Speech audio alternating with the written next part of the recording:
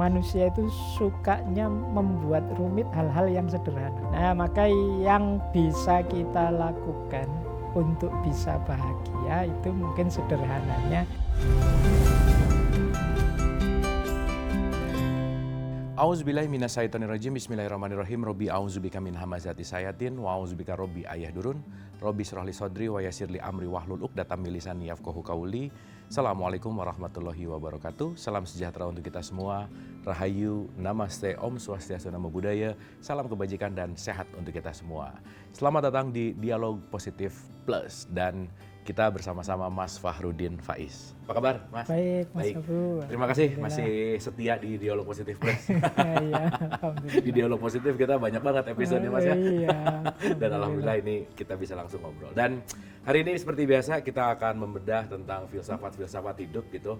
Terutama ini saya rasa yang menjadi tujuan hidup kita semua berbicara tentang happiness, bahagia, Mas Faiz. Dan ada kalimat bahwa bahagia itu sederhana gitu ya. Sederhana gitu. Kalimatnya kayak gampang gitu, kayak simpel gitu. Bahagia itu sederhana. Emang benar gitu Mas Faiz kalau bahagia itu sesuatu yang sederhana? Gimana Mas? Iya, secara teori begitu. Secara teori itu orang itu mudah sebenarnya untuk bahagia. Yaitu dia menerima apapun situasi, kondisi yang diperolehnya saat ini. Kalau menggunakan bahasa agama, kita bisa mensyukuri apapun yang kita miliki, yang kita alami sekarang, itu otomatis kita sudah bahagia. Problemnya memang bukan apakah bahagia itu sederhana atau tidak. Tapi ketika kita ingin menerapkan bahagia yang seperti ini, itu ternyata ya tidak gampang. Karena manusia itu selain keinginannya macam-macam, cita-citanya macam-macam, ideal hidupnya juga macam-macam. Sehingga tidak gampang ternyata mengejar menerima apapun. Karena kalau menerima apapun itu kan berarti kita meminimalkan keinginan, kemudian tidak terlalu banyak bergantung pada keberhasilan cita-cita dan lain sebagainya. Meskipun secara teori kemudian bisa ya, meskipun keinginan tidak tercapai ya kan bisa kita terima apa adanya. Ya diucapkan itu gampang, tapi kan ketika dijalankan ya tidak sesederhana bunyinya kalimat itu. Nah, maka yang bisa kita lakukan untuk bisa bahagia itu mungkin sederhananya tidak membuat rumit. Jadi apa yang sedang kita peroleh atau tidak kita peroleh, yang sedang kita rasakan, kita miliki, atau yang tidak kita rasakan atau kita miliki. Tidak membuat rumit itu tidak kok kalau kita tidak sukses terus dibuat-buat biar sukses, biar gembira, tidak begitu, itu membuat rumit. Kalau kita sedang gelisah terus pura-pura tidak gelisah biar kelihatan gembira, malah membuat rumit. Jadi diterima itu maksudnya, oh iya saya sekarang gagal. Diterima itu lebih meringankan daripada saya tidak gagal kok, karena dia dari perspektif ini. Ini namanya bikin rumit. Kalau kata Konfusius kan manusia itu sukanya membuat rumit hal-hal yang sederhana. Membuat rumit hal sederhana. Iya. Jadi sekedar mengakui bahwa kita kalah saja kan terus rumit.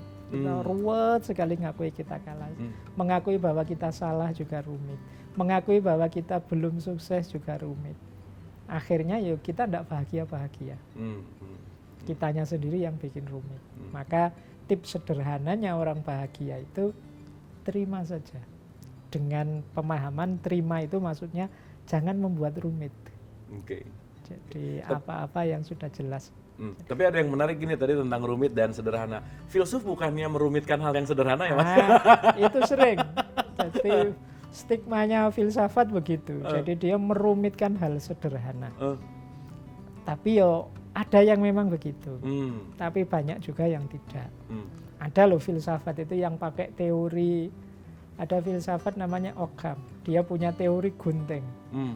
Kata dia, kalau ada dua konsep tentang satu hal, yang satu sederhana to the point, yang satu rumit berbelit-belit, pasti yang lebih benar yang sederhana. Nah, ada teori seperti itu. Jadi Ya macam-macam sih kalau filsafat. Ada yang memang berputar-putar, bukan karena secara sengaja ingin membuat rumit, tapi karena memang hidup ini kan memang sulit kalau dijelaskan simple dalam banyak halnya. Jadi yang rumitnya karena memang objeknya rumit. Tapi untuk praksis hidup kita menurut saya penting tadi untuk jangan dibuat rumit. Oke. Atau ya mungkin pakai kalimat hidup ini sudah rumit. Jangan dibuat rumit lagi. Iya. Oke. Jadi sudah gagal rumit lagi. Yang sudah tidak sukses rumit lagi. Jadi mari kita jadi kebahagiaan itu kalau saya berhubungan dengan kemampuan kita menikmati hidup. Ini yang sering orang kalau di motivator-motivator, di banyak ceramah-ceramah itu kan kita selalu diberi beban hidup. Harus begini, harus begitu. Kita jarang diajari menikmati hidup. Oke. Kalau dalam bahasa agama, ya kita memang diperintahkan disuruh bersyukur, tapi kita kan tidak pernah diajari caranya bersyukur. Betul. Nah, ini menurut saya penting, biar jadi pribadi yang bahagia. Karena kadang-kadang orang itu bahagia itu tidak sadar, sehingga tidak bersyukur, atau memahami apa saja dari sudut pandang yang tadi sulit, rumit, sehingga sulit menemukan kebahagiaan, padahal kebahagiaan itu sudah hadir dalam hidupnya. Maka penting, selain kan banyak orang biar ayo belajar ilmu ikhlas, bagi saya penting juga kita belajar ilmu syukur. Orang tidak akan bisa ikhlas kalau tidak bisa bersyukur. Oke. Nah, berkaitan syukur ini, Mas Faiz, kan kalau Quran mengatakan sedikit dari kamu yang bersyukur, gitu kan? Relate nggak dengan sedikit yang bahagia juga? Jadi banyak orang tuh susah banget mencari bahagia. Mungkin dianalogikan sederhana, banyak orang nggak bahagia. Gimana tuh menurut Mas? Iya, jadi wa qalilum min ibadiyas syakur itu sedikit sekali dari hambaku yang bersyukur. Itu sebenarnya menunjukkan bahwa banyak orang merasa tidak bahagia padahal harusnya dia bahagia. Itu menunjukkan tidak bersyukur. Kenapa begitu ya? Kadang-kadang orang itu kan ada kesulitan kecil saja, seolah-olah seluruh hidupnya sulit. Padahal cuma bagian itu saja loh, itu pun ya bagian kecilnya saja. Iya.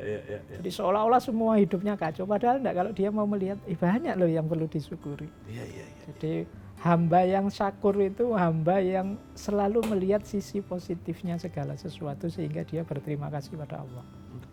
Itu hamba yang, sementara banyak orang yang selalu sibuk dengan kekurangannya, selalu sibuk dengan problemnya, selalu sibuk dengan masalahnya, sehingga seolah-olah hidup ini suram terus. Tidak ada bahagia-bahagianya. Jadi maka penting bagi kita sekarang untuk belajar bersyukur. Tidak ada hidup yang sepenuhnya tidak bisa disyukuri semua dimensinya. Mungkin ada yang sisi sulit, memang sedang diuji, mungkin ada yang sisi berat, tapi pasti ada satu sudut yang di situ harusnya kita bersyukur. Ya bahwa kita masih sehat, masih hidup, masih dikaruniai, bisa melihat matahari terbit dan lain sebagainya, itu kan indah. Ya, saya jadi ingat salah satu ceramah Mas Faiz bahwa kalau kita hitung list masalah kita, nggak ada 10%-nya lah gitu ya. Iya. Kita ngomongin, kadang gini Mas, punya masalah dalam hidup banyak. Tapi banyaknya itu spontan, tapi begitu diukur sedikit banget gitu ya. Dalam konteks bahwa lebih banyak yang bisa disyukuri gitu ya kira-kira. Iya, jadi ada jauh lebih banyak yang bisa kita syukuri dibandingkan yang masalah yang ruwet tadi. Hanya saja mungkin karena kita terlalu manja, terlalu berlebihan, memang mungkin mendistraksi perhatian kita hanya pada yang sulit-sulit, akhirnya ya rasanya hidup ini berat. Padahal hanya itu saja. Jadi kemarin ada yang tanya ke saya, gimana Pak caranya agar, sekarang kan ada beberapa kasus itu orang bunuh diri. Itu kasusnya persis seperti ini. Dia hanya melihat sudut negatif hidupnya saja. Lupa ada sangat banyak sudut positif yang harusnya disyukuri. Karena tidak bisa bersyukur, merasa tidak bahagia, akhirnya ya seolah-olah hidup ini berat saja isinya. Rumit saja. Maka kalau saya ditanya solusinya, latihanlah jadi hamba yang bersyukur. Jadi kuncinya ada di syukur gitu ya. Iya. Oke. Dan yang lebih menarik adalah kebahagiaan yang hakiki itu seperti apa, dan kita akan bahas setelah yang satu ini. Orang yang tidak bahagia itu kan biasanya orang yang dikecewakan oleh masa lalu atau dicemaskan oleh masa depan. Akhirnya tidak menikmati masa kini.